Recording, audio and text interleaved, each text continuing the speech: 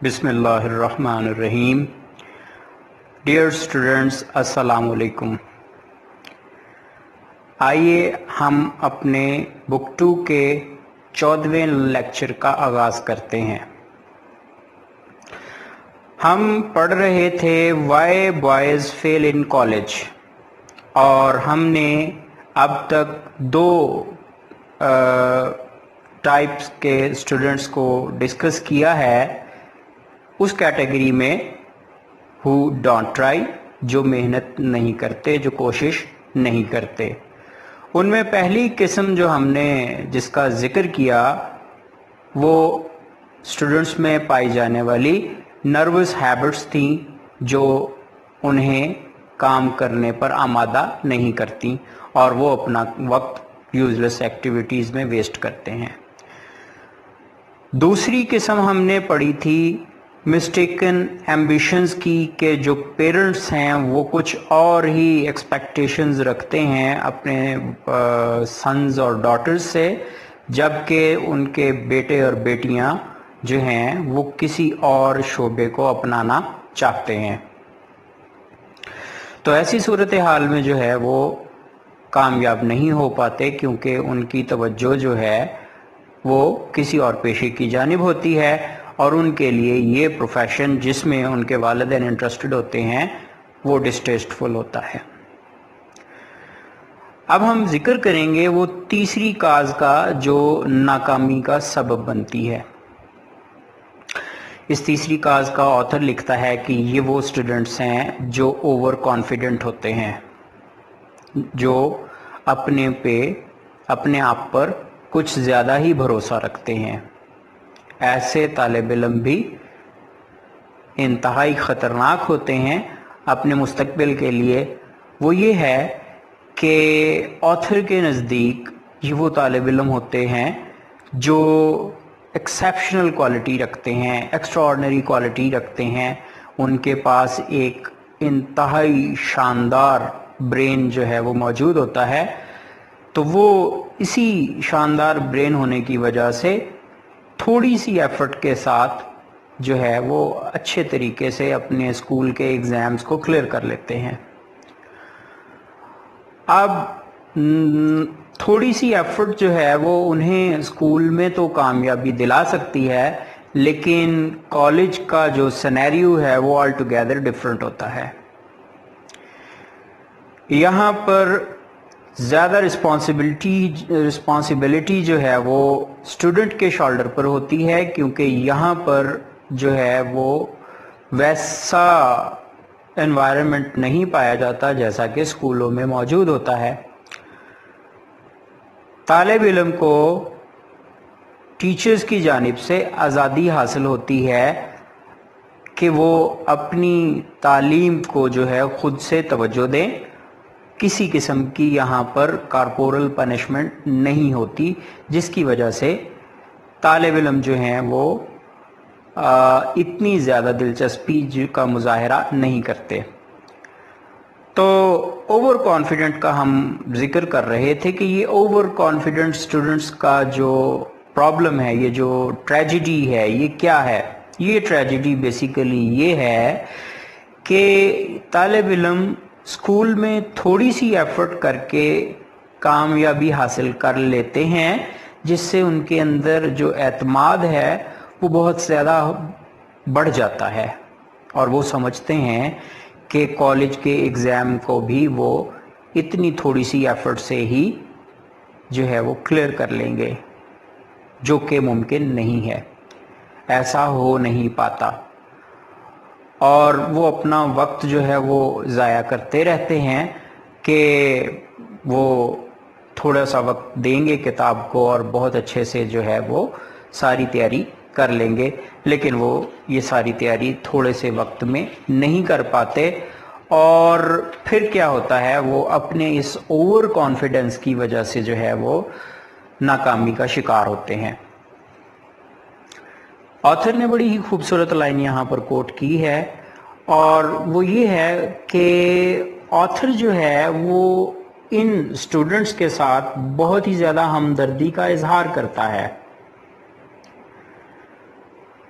वो ये समझता है कि it is almost a tragedy to see all of this keenness going to waste, कि ये जो कीननेस है, कीननेस कहते हैं जी जहानत को, ये जो इतना ब्रिलियंट माइंड मिला था इन स्टूडेंट्स को और अल्लाह ताला की तरफ से ये एक्सेप्शनल एबिलिटी जो पास थी, इसका उन्होंने इस्तेमाल नहीं किया।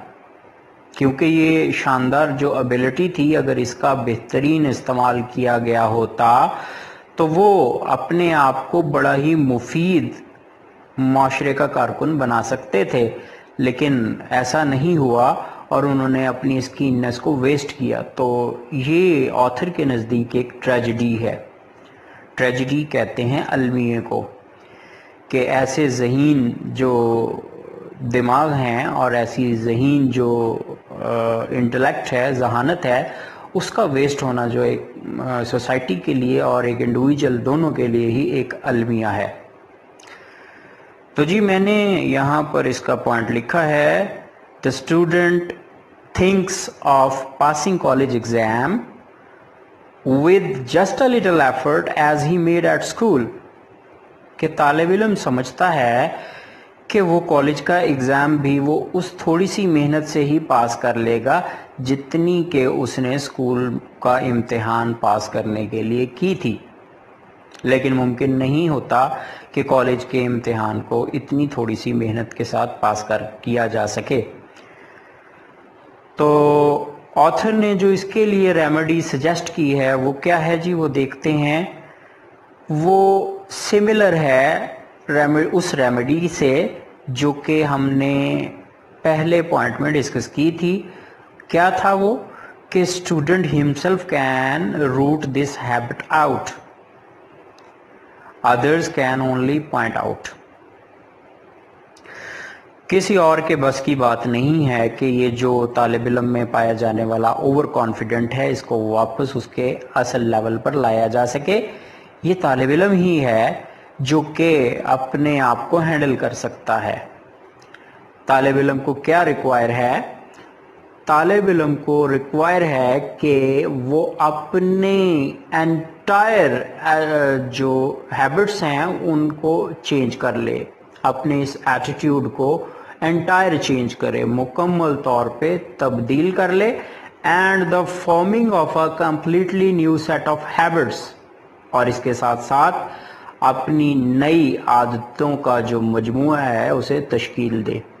पुरानी तमाम की तमाम आदत जो हैं वो सारी की सारी डिज़ोल्व करे और अपनी नई आदत जो हैं उनको फॉर्म करे। अब दूसरे क्या कर सकते हैं लोग? Others can only point out, दूसरे लोग जो हैं सिर्फ इस बात की निशानदही कर सकते हैं कि जो तालिब इल्म है वो इस वक्त ओवर कॉन्फिडेंस का शिकार है, और दूसरे लोग इसको जब आइडेंटिफाई कर सकते हैं। कैसे? ऑथर लिखता है, no one can do this but the boy himself, कोई और ऐसा काम नहीं कर सकता, ये सिर्फ लड़का बजाते खुद ही कर सकता है। कौन सा काम? Formation of new set of habits, जो तश्कील देना है नई आदत को। All that the rest of us can do, हम सब जो बाकी लोग होते हैं वो क्या कर सकते हैं? इज टू पॉइंट आउट, के निशानदही करें, व्हाट इज द मैटर, कि असल मामला क्या है। हम दूसरे लोग सिर्फ मामले की निशानदही तक ही महदूद रह सकते हैं। जो आदत हैं, जो एटीट्यूड है, इसकी तब्दीली की जो रिस्पॉन्सिबिलिटी है वो मुकम्मल तौर पे जो है वो लड़के के सर आती है, और ये काम जो है लड़का बजाते खुद ही कर सकता है। अगला पॉइंट जो हमारे इस topic Y boys fail in college का है वो है एलमेंट, बीमारी।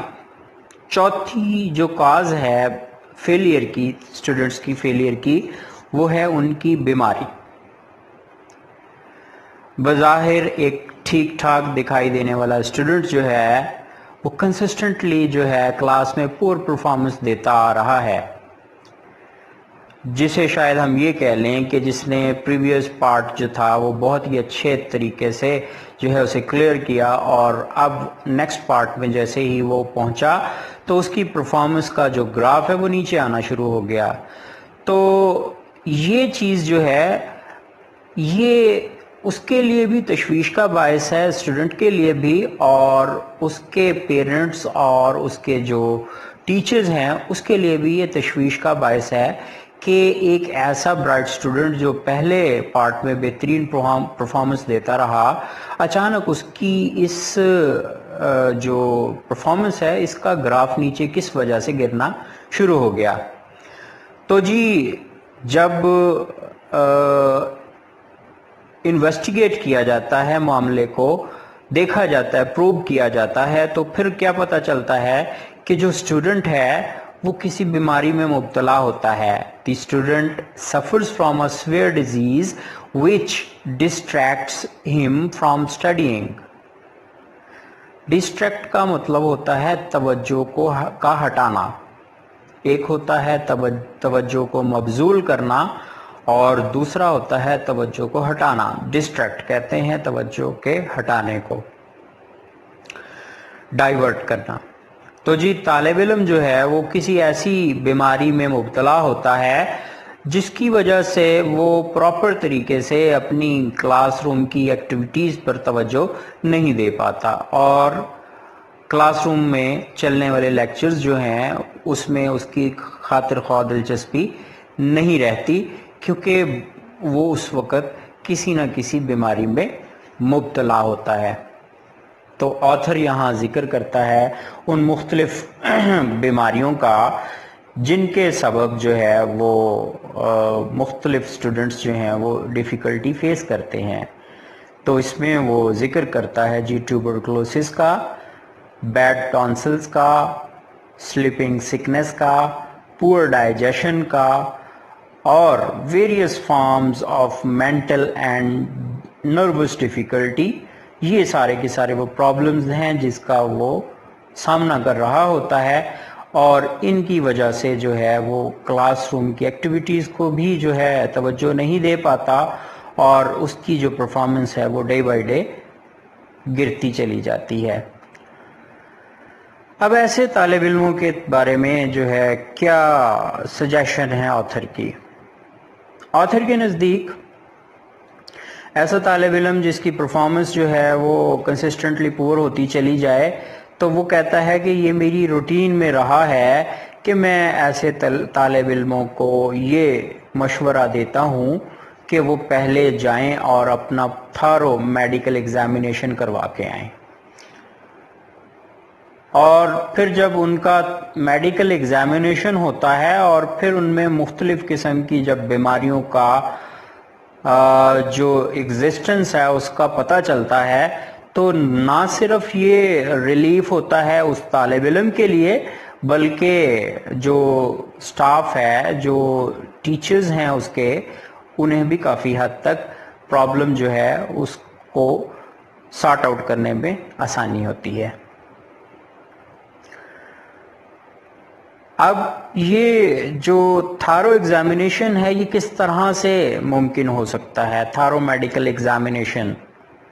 تو اس کا بھی سمپل سا جو طریقہ کار ہے وہ سجیسٹ کیا ہے آتھر نے کہ جی ہر ادارے کا جو ڈاکٹر ہے اسے ٹائم اینڈ اگین اسٹوڈنٹ کے ساتھ ان ٹچ رہنا چاہیے، اور ان کی جو سائیکولوجیکل پرابلمز ہیں ان کو بھی مانیٹر کرنا چاہیے، اور اس کی جو فزیکل ایلمنٹس ہیں ان پر بھی خاصی نظر رکھنی چاہیے. تو ایسا کیسے ممکن ہو سکتا ہے کہ ایک کالج کا ڈاکٹر جو ہے وہ اتنی بڑی تعداد میں موجود تمام اسٹوڈنٹس کو جو ہے وہ مانیٹر کر سکے؟ تو اس کے لیے جو ہے آتھر لکھتا ہے کہ جو اسٹوڈنٹس کے لیے جو کلاس روم میں موجود ٹیچرز ہوتے ہیں، جو کالج کا سٹاف ہوتا ہے، اور جو office of the college doctor ہے، یعنی جو ڈاکٹر کا عملہ ہے اور جو سٹاف ہے، ٹیچنگ سٹاف ہے، ان دونوں کے درمیان ایک کلوز کوآپریشن جو ہے وہ ایگزسٹ کرنا چاہیے. ان دونوں کے درمیان اگر پراپر کوآپریشن ایگزسٹ کرتا ہے between teaching staff and the office of the college teacher, an immense number of failures can be avoided, تو بڑی تعداد میں جو ناکامیاں ہیں ان کو روکا جا سکتا ہے.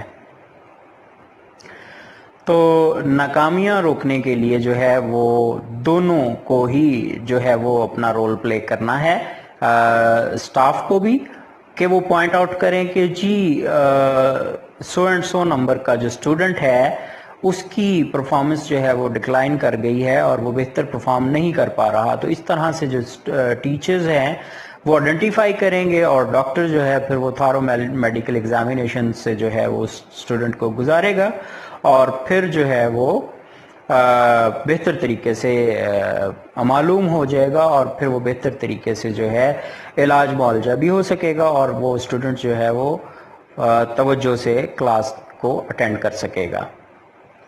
اب یہاں پر ایک بڑی ہی دلچسپ بات جو ہے اس کو آتھر نے شیئر کیا ہے, وہ کیا ہے جی کہ کچھ طالب علم جن میں ایسی بیماریاں پائی جاتی ہیں جن کا جو کالج کے ڈاکٹر کے ایگزامن کرنے کے بعد پتہ چلتا ہے, تو پھر ادارہ جو ہے وہ اپنے خرچے پر اس بیماری کو ریموو کرنے کا انٹرسٹ رکھتا ہے.